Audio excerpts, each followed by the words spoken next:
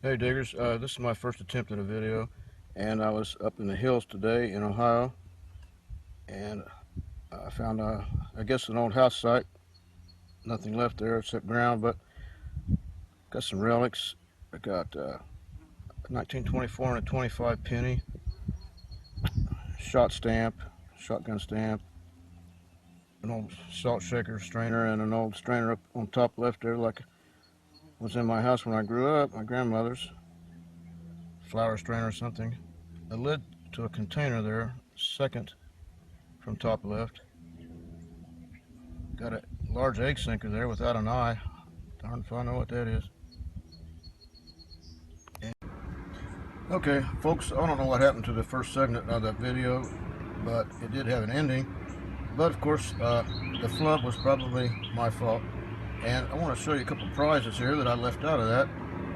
That aluminum sifter you see there on the left belonged to my grandmother. I used to play with it when I was a kid. And there's the one on the right that I found, missing the handle, of course, on this 1920s home site that I stumbled onto.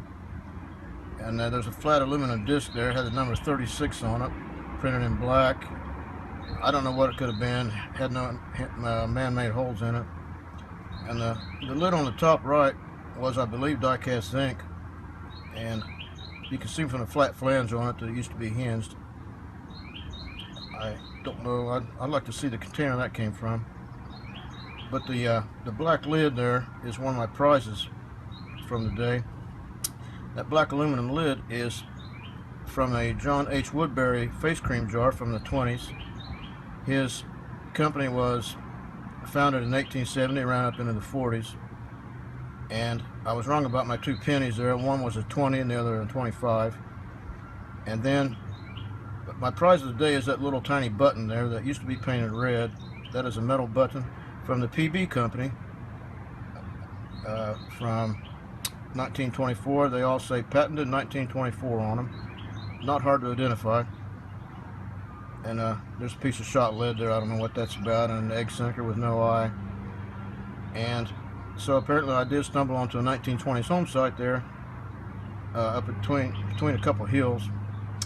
And by the way, my friend Mike was with me that day, but we were so far separated we had to communicate by phone. So I called him and told me that I'd tell him that I found a 1925 penny, and he said, well, I'm on the highway headed home because I suddenly got sick.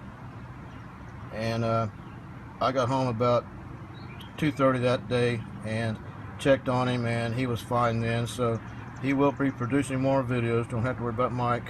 Hopefully I will be in 1 or 2 of his videos later this year. And this is my second attempt at a video for my 1920s home site that I stumbled onto. And I probably will go back, see if I can dig up anything else. And thank you all for checking in.